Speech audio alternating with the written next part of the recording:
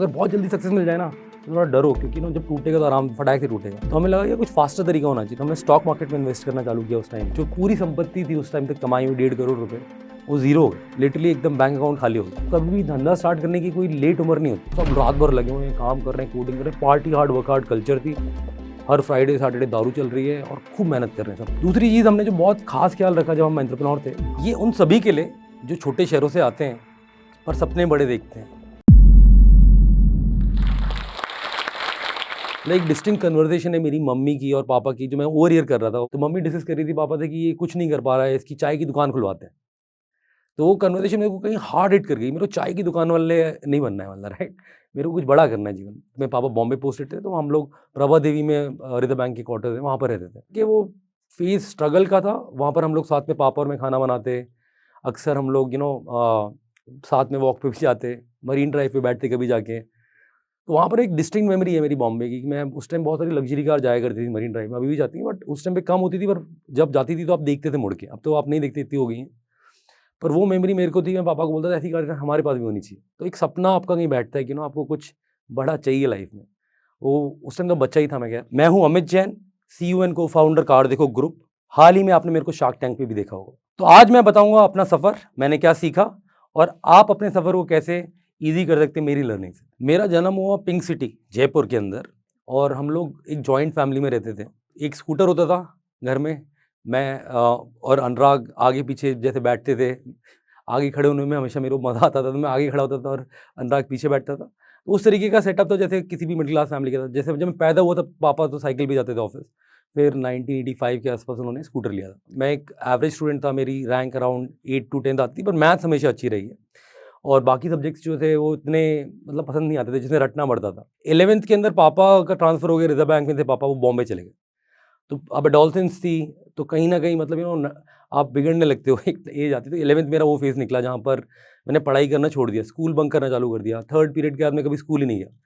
तो मेरी मतलब एक मेरे को आज भी डिस्टिंक्टली याद है, पेरेंट टीचर मीटिंग चल रही थी और कंप्यूटर टीचर का 5th पीरियड होता था। पेरेंट टीचर मीटिंग में मम्मी और मैं गए। तो मैम ने बोला, कंप्यूटर टीचर ने, कि ये लड़का मेरी क्लास में ही नहीं है, क्योंकि मैं 3rd पीरियड के बाद कभी बैठा ही नहीं स्कूल में। तो उन्होंने मेरे को कभी देखा ही नहीं था। तो उस तरीके का बच्चा था, थोड़ा शरारती, और मम्मी कंट्रोल नहीं कर पा रही थी मेरे को, पापा थे नहीं जिनका होल्ड चलता है घर पे। तो इस फेज़ के अंदर मैं काफ़ी एकेडमिक्स से बिखर गया और 11th के अंदर मैं फेल भी हो गया। फिर ग्रेस मार्क्स से मैं पास हुआ, 12वीं में पहुँचा। तो एक झटका-सा लगा, पहली बार फेल हुआ था जीवन में। 12वीं के अंदर फिर सब लोग आईआईटी दे रहे थे, तो मैंने भी बोला चलो दे देते हैं, हाफ हार्टेड अटेम्प्ट मारी मैंने कि चलो आईआईटी देते हैं, क्योंकि सब कोई आईआईटी देते हैं। तो मैं उस टाइम पे जब दिया तो कहीं पर भी नहीं हुआ मेरा, ना आईआईटी में हुआ, ना कोई पीईटी में हुआ, ना कोई इंजीनियरिंग कॉलेज में। मेरा एक ही जगह एडमिशन हुआ, वो था महाराजा कॉलेज है वहाँ पर, जो हमारे लोकल जयपुर में जिनके कम नंबर आते हैं वो वहाँ जाते हैं, मेरा वहाँ एडमिशन हुआ। पर वहाँ पर एक सीख मिली कि यार मैं ये नहीं बनना चाहता। तो पापा ने फिर मेरे को भरोसा दिलाया, मतलब कि उन्होंने बोला कि देख तू कुछ कर सकता है, मेहनत कर। और पापा का एक एक जना चाहिए होता है आपको, एक आपको निकालने के लिए बाहर। तो जब 12वीं के बाद मैंने फिर जब दिया तो मैंने 1 साल बहुत घिसाई, मतलब घोड़े खोल दिए मैंने लिटरली। सन 1994 1994 में मैंने 12th पास करी थी, और 1 साल ड्रॉप करके 95 में मैं आईआईटी और आईआईटी दिल्ली गया था। तो वो जो पीरियड था जो मेरा स्ट्रगल का 1 साल का, उसमें मैंने इतना हार्ड वर्क किया है। मैं वहाँ पर मेरे को रियलाइज़ हो गया कि अगर आप हार्ड वर्क करोगे ना तो आपको सब कुछ मिल सकता है। मतलब मेरे जैसा बच्चा जो 11वीं में नहीं नंबर लाया, 12वीं के अंदर कहीं नहीं हुआ, वो आईआईटी पहुँच सकता है, तो कोई भी पहुँच सकता है अगर मेहनत करी जाए तो। तो वहाँ से मेरा एक हार्ड वर्क का सिस्टम पे बिलीव बन गया कि मैं कुछ भी कर सकता हूँ अगर मैं हार्ड वर्क करूँ। तो कॉन्फिडेंस जो लाइफ का था, एकदम यहाँ से ज़ीरो से, नेगेटिव से रादर, एकदम हाई पे पहुँच गया मैं, 10 में 10 आ गया कि मेरा कुछ भी कर सकता हूँ मैं। वो कॉन्फिडेंस कभी गया ही नहीं फिर लाइफ में। वो कॉन्फिडेंस आज भी मेरे को, कि आप मेरे को बोलो कुछ भी करना है, मेरे को पता है मेरा हार्ड वर्क मेरा सीक्रेट वेपन है। अगर हार्ड वर्क करूँगा तो मिल जाएगा। That's how I think now. जब घर पे होते तो आप ऐसे सोचते हो कि आईआईटी से जब निकलोगे तो नौकरी करनी है ऑफ कोर्स।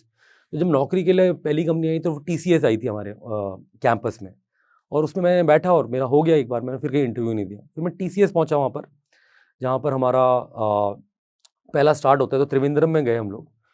आईआईटी में एक चीज़ जो अच्छी हुई थी, मैंने कोडिंग थोड़ी सीख ली थी और कोडिंग में मेरा इंटरेस्ट आ गया था। और जब मैं पहुंचा टीसीएस के अंदर तो वहाँ पर जाके मैंने जावा सीखनी चालू करी। और मतलब उसकी भी एक इंसिडेंट है। जब मैं 3 महीने की ट्रेनिंग के बाद बॉम्बे मेरा पोस्टिंग हुआ, तो वहाँ पर क्या था, एक टेलीकॉम का प्रोजेक्ट होता था नॉर्टल करके, तो वहाँ पर सबको भेज रहे थे, और वहाँ पर पुरानी टेक्नोलॉजी चल रही थी। तो वहाँ पर जाके मेरे को मन था कि मैं नई एज टेक्नोलॉजी में जाऊँ जावा में। तो एक मैंने सुना था कि जावा एक्सीलेंस सेंटर नाम का एक चीज़ है, जो होती है कफ परेड में बॉम्बे में।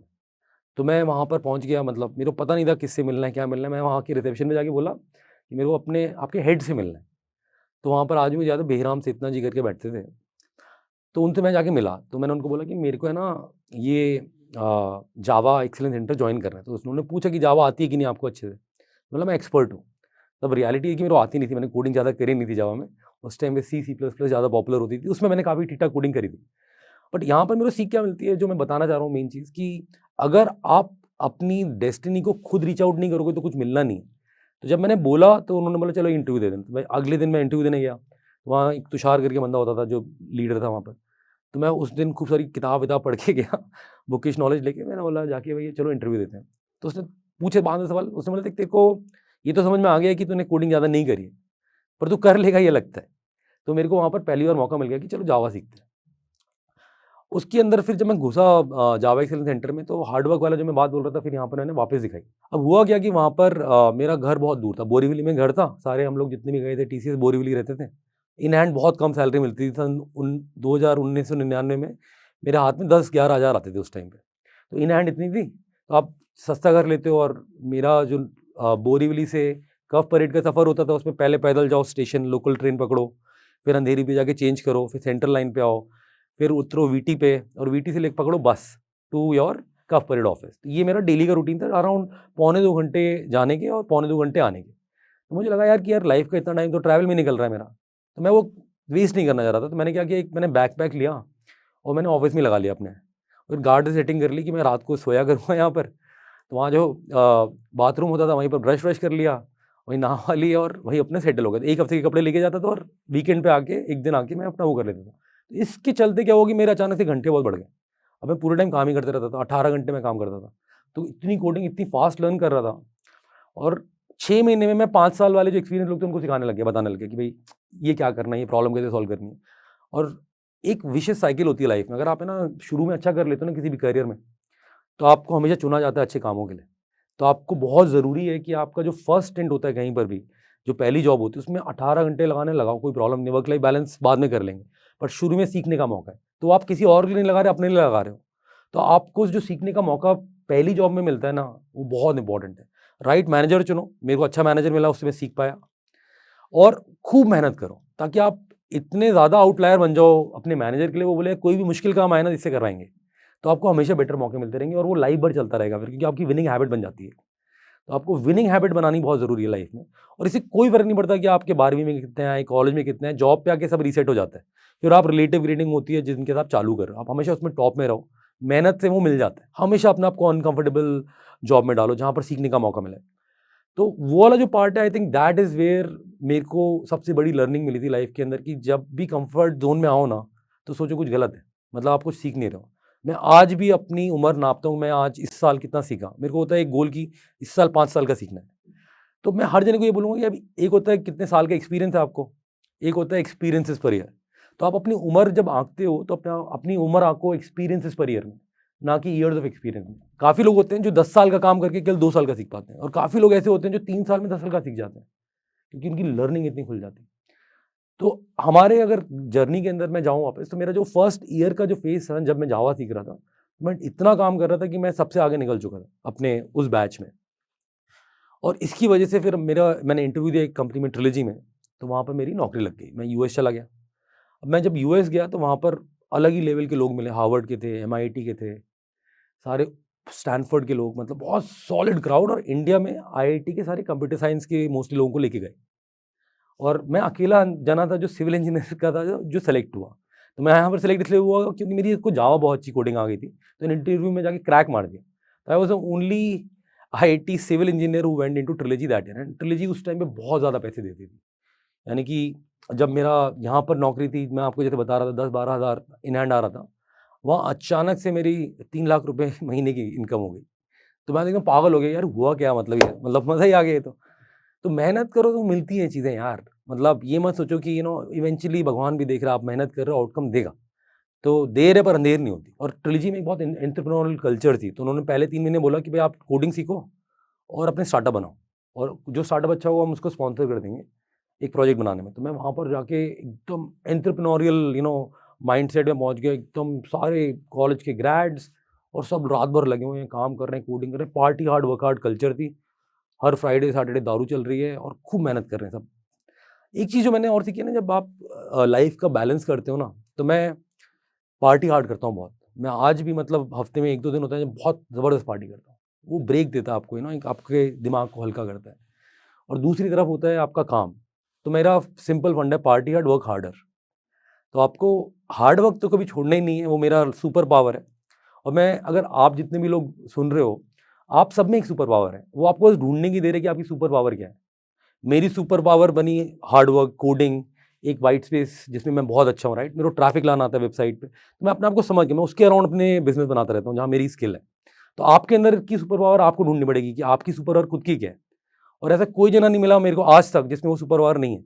कोई आर्ट्स में अच्छा है, कोई किसी में अच्छा है, कोई बोलने में अच्छा है। तो जब मैं ट्रिलॉजी में था मैं बहुत खुश था, पर कीड़ा था कि एक कुछ कंपनी चालू करनी है। और 3 साल से कीड़ा चल रहा था, मतलब 2003 से हमने कंपनी का नाम भी रखा था। मेरा एक दोस्त है दीपक आईआईटी से, वो भी एक कंपनी चलाता है टू द न्यू करके। बट उसके साथ मेरा एक प्लान था, मैं, अनुराग और दीपक खोल रहे थे स्टीयर टेक। हमने कंपनी का नाम भी रख लिया था, कार्ड भी छपवा लिए थे, पर कभी हिम्मत नहीं हुई छोड़ने की, क्योंकि सैलरी बहुत हाई थी। और मैं कहीं यही समझाना चाह रहा हूँ कि कभी-कभी ना आपका करंट एनवायरनमेंट या सैलरी आपका कंस्ट्रेंट बन सकता है कि यार रिस्क टेकिंग एबिलिटी कम हो जाती है। क्योंकि आपने घर खरीद लिया, आपने गाड़ी खरीद ली है, सबकी ईएमआई देनी है। तो मेरा भी वही फेज़ था। 2005 में एक अनफॉर्च्यूनेट इंसिडेंट हुई जिसमें पापा का कैंसर डिटेक्ट हो गया और लास्ट स्टेज का कैंसर था। तो उसने पूरे परिवार को हिला दिया। अचानक से ना धरती निकल गई पैर के नीचे से। तो that was a very shaking incident in my life. तो 5 से लेके 6 तक 6 महीने अनुराग पापा के साथ रहा और हमारी कंपनी अच्छी थी, उन्होंने वर्क फ्रॉम होम दे दिया था। और लास्ट के 6 महीने पापा के साथ मैं रहा। तो सितंबर मतलब 2006 में उनकी डेथ हुई पापा की। पापा का भी एक फेज़ चल रहा था जो कि उनकी भी कहानी है। पापा से मैं बहुत अटैच्ड हूँ, अपनी दादी थी भी बहुत अटैच्ड था। मैं परिवार में मतलब बहुत, मेरे को, मैं सबको भगवान मानता हूँ। आप मेरे घर में आओगे, मंदिर में सबकी तस्वीरें हैं, दादी, दादा, पापा की। तो वैसा वाला मेरे को वो रहा है हमेशा कनेक्शन उनके साथ। और अभी भी जैसे मैं बोल रहा हूँ ये टॉक, तो मुझे पता है कि पापा मुझे देख रहे हैं कहीं। That is how I feel about my family.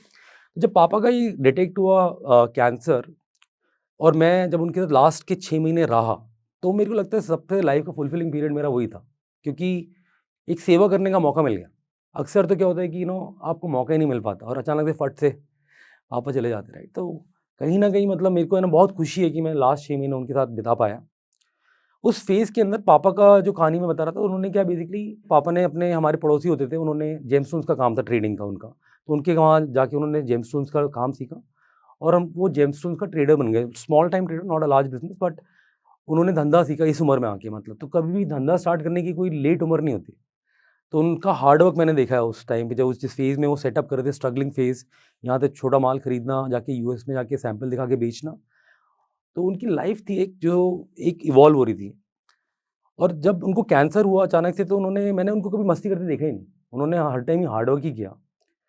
तो कहीं न कहीं मुझे लगा यार कि यार ये गलत किया भगवान ने उनके साथ, क्योंकि ये इंसान जो है इतने महान है और इन्होंने हमारे लिए सब कुछ किया, पर इनको कभी उसको भोगने का मौका नहीं मिला।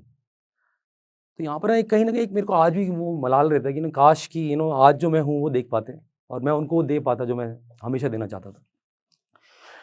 जब उनको कैंसर हुआ तो ऑब्वियसली बिज़नेस स्टॉप हो गया। कुछ कलेक्शन होते हैं, आप जब भी जेमस्टोन्स का काम करते हो तो हमेशा आप क्रेडिट पे माल देते हो। तो इस चक्कर में हम लोग ने उस टाइम पे बोला कि यार अब नौकरी छोड़ने का टाइम आ गया है, तो एक सर्कमस्टेंशियल वे में एंटरप्रेन्योर बना हूँ। ऐसा नहीं था कि कोई स्ट्रॉन्ग आइडिया आया मैं कूद गया उसके अंदर। तो मैं और अनुराग दोनों नौकरी छोड़ के फिर आ गए जयपुर। और यहाँ पर हमने सबसे पहले ट्राई किया पापा का बिज़नेस, ये जो जेमस्टोन वाला था। तो 6 से 9 महीने हमने ये ट्राई किया। इसके अंदर सीखा पहले कि कैसे आप यहाँ से खरीदते हो, बाइंग कैसे करते हो। सेमी प्रेशियस स्टोन्स का काम था, सिट्रिन, एमेथिस्ट, इस टाइप के स्टोन्स खरीदना बेचना। तो सब में हुनर बनाई, सीखा, उस काम में भी सीखने में मज़ा आया। अब मैं स्टोन्स की क्लैरिटी और ऐसे चिमटी से जैसे उठाते हैं सब करना जानता हूँ ये वाला काम किया मैंने। और यहाँ से बाइंग करके फिर हम लोग गए यूएस बेचने। अब वहाँ पर एक बहुत ही हम्बलिंग एक्सपीरियंस था। आप ट्रिलॉजी में थे, 5 स्टार में रहते थे, बिज़नेस क्लास ट्रैवल करते थे। पहली बार आप अपना खुद के धंधे पे जा रहे थे। तो आपने इकोनॉमी फ्लाई किया, सबसे सस्ता रूट निकाला, सबसे सस्ती फ्लाइट ढूँढी। नज़रिया ही बदल जाता है यार। जब आप खुद करने आते हो ना अपने पैसों से खर्च, अपना धंधा बनाने, तो पूरा आप जब जिस कंपनी को आप बोलते थे ना यार उन्होंने अच्छा होटल नहीं दिया आपकी बार, यहाँ पर आप ढूँढ रहे थे सबसे सस्ता होटल कौन सा है। तो वो एक माइंडसेट शिफ्ट था, जिसने मेरे को लाइफ भर हेल्प किया, क्योंकि बहुत हम्बलिंग एक्सपीरियंस चालू हुआ। From king life to literally coming to spend like this. अचानक से आपका नज़रिया बदल गया लाइफ का। और ये 6-9 महीने जो मैंने बिताए जेमस्टोन का काम करने में, that was crushing experience to ego. आप गए यूएस में थैला लगा के, तो आपने जैसे जयपुर में जैसे हमारे जहाँ रहते हैं शॉल वाले बेचने आते हैं टांग के, तो मैं ऐसे ही टांग के और अनुराग जाते थे दुकान दुकान दिखाने सैंपल। तो हम लोग कई बार होता है जैसे मम्मी के शॉल वाला घर में घुसने की कोशिश कर रहा है, बंगलो सेटिंग में रहते थे हम लोग, 1952 में खरीदो लैंड था। तो जैसे कोई शॉल वाला आ रहा है तो मम्मी ऐसे गेट से भगाती ना, जाओ जाओ भैया नहीं चाहिए। तो मेरे साथ एग्जैक्टली सेम हुआ। एक आईआईटी का बंदा जो आज तक 5 स्टार में ट्रैवल रह रहा है, बिजनेस में फ्लाई करता था, कॉर्पोरेट लाइफस्टाइल, अचानक से वो थैला आगे पहुंच रहा, लोग बोला निकल निकल अभी नहीं चाहिए। तो बोला आप मान नहीं सकते उस टाइम पे जो आपका ईगो क्रश होता है ना वहाँ पर, वो अलग ही लेवल का होता है। तो ये जो एक्सपीरियंस है पापा का बिजनेस का, ये सन था 2006।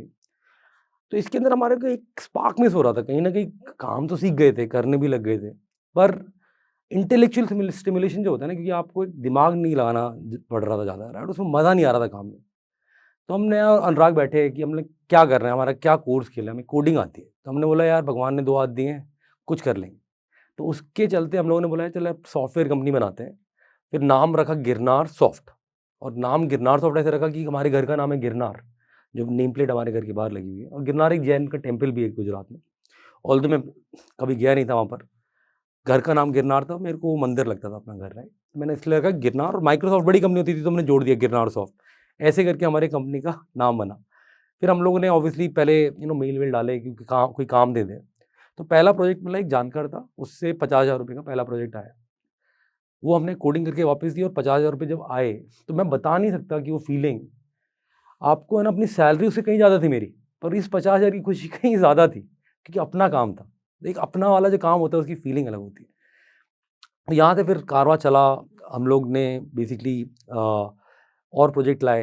तो एक हमारे पास मैन पावर तो ज़्यादा थी नहीं, हम दोनों ही बैठे थे। तो एक जो कहानी है वो बहुत इंपॉर्टेंट कहानी है कि जब हम लोग ने पहले दिन ही कंपनी चालू करी गिरनार सॉफ्ट, ये 2007 की बात है, तो हमने जाके लिंक्डइन अपना प्रोफाइल अपडेट किया कि भाई हम लोग $1 बिलियन की कंपनी बनाएंगे। और उस टाइम पे $1 बिलियन बनाने का मतलब गैरेज में बैठे थे हम लिटरली, और हम लोग के पास ना पैसे थे ना हमारे पास कुछ था, और सपने बड़े थे। तो जब सपने बड़े देखते हो ना, तो जर्नी के अंदर जो आने वाली आगे है, इसके अंदर ये बड़े सपने देखने की वजह से मैंने कितने स्टार्टअप किए अनुराग के साथ, इतने फेल कराए, पर मैं करता गया परसिस्टेंटली, क्योंकि मेरे को इतना बड़ा सपना था जो पूरा करना था।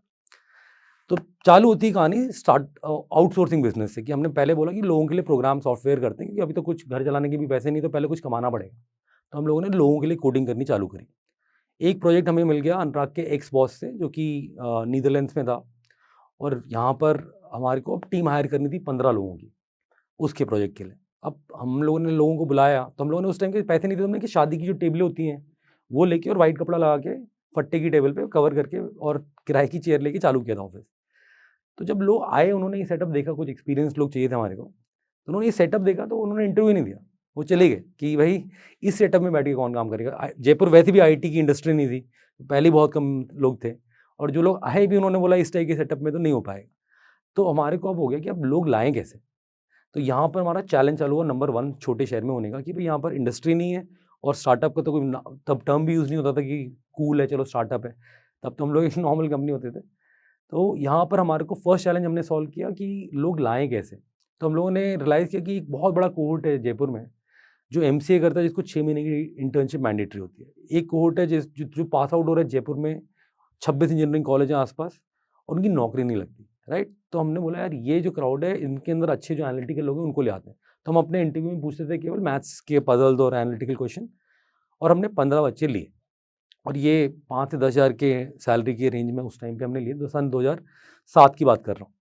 तो हमारी जो फर्स्ट स्टार्टिंग फाउंडेशन टीम है वो इस सैलरी रेंज में बनी, और हमारी जो बिलिंग चल रही थी वो चल रही थी यूरो में, डॉलर में, और अचानक से कंपनी बहुत प्रॉफिट करने लगी, 90% का प्रॉफिट मार्जिन, तो एक कैश पूल बनने लग गया।